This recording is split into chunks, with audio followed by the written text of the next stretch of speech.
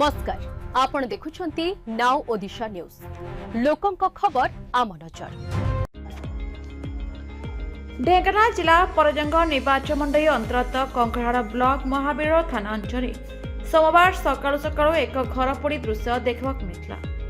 खबर प्रकाश से कंकड़ाहाड़ ब्लॉक अंतर्गत झिली पंचायत अधीनस्थ टंपे ग्राम नुआसाईर कनकलता सिंहर चार छपर घरे निया लगी दुई बखरा घर पोड़ी पाउंसरे परिणत हो जाइथिबा दृश्य देखा मिलता। परजम अग्निशम विभाग कर्मचारी पहुंची निया को आयत्त करि नेउथबा बेले सेतेबेलकु घर समस्त आशापत्र पोड़ी जाइथिबा जଣା पड़िछि।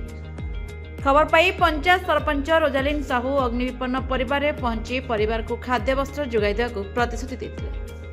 मंगलवार अपराह्न समय सांबादिक संघ सभापति तथा अंचल जड़े जनाशुना सुपरिचित युवनेता कृष्णचंद्र साहू नेतृत्व में संघर उपसभापति विभूतिभूषण देहुरी, संपादक पृथ्वीराज साहू ओरफ राज, संघर सदस्य सनातन परिडा, कमलोचन साहू, पांडवशरण दास, टूना परिडा, पवित्र बराल, अक्रूर सिंह, मनमोहन परिडा, सत्यव्रत दास, प्रसन्न कुमार परिडा समेत अन्य सदस्य मानक सहयोग में अग्निविपन्न परिवार में पहुंची चाउल, सुखिला खाद्य, शीत वस्त्र, लुगा प्रभृति सहायता जोगाई देथिले।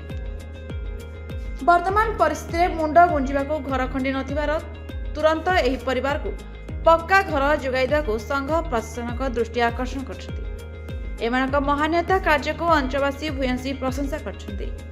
ढेंकानाल जिला परजंग ब्लॉक निर्मल गंडाଙ୍କ report Na Odisha news. Latest news update पाई www.naodisha.com को लॉगिन करंतु।